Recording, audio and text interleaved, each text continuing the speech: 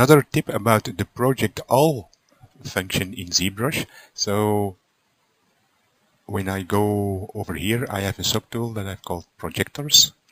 When I go into solo mode and activate my wireframe, you see it's a very simple geometry.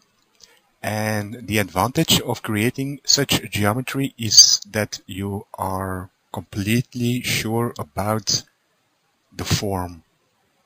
What do I mean? Well, it's very little geometry, so it's very easy to create. And when I go to my higher subdivisions, I have clean forms. So to sculpt this with, for instance, a high resolution Dynamesh, that is much more difficult. So when you are, for instance, working with something like a high geometry Dynamesh, and the geometry isn't that high, but to actually create that clean form with a denser mesh can be time consuming.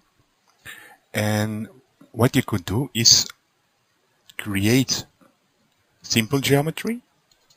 So like I've just shown you, subdivide it a couple of times so it's very smooth. And then go to your high resolution mesh. And I've got solo on, so I'm going to turn off solo. And if I want to project that form onto that mesh, I am going to make a mask to make sure that the deformation with the projection will not be too harsh all over the geometry. So if I go into solo mode, I have that mask inverted.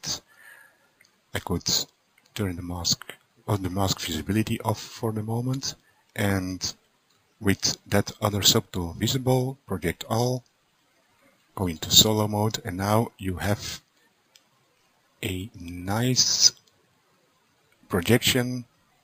And of course you can smooth out if you want to and continue sculpting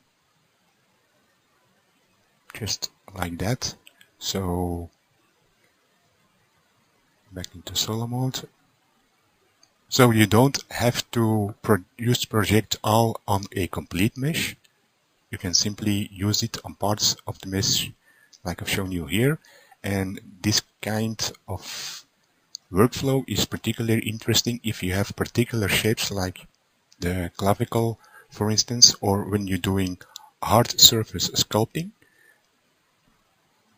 So I hope you find this useful. Bye for now.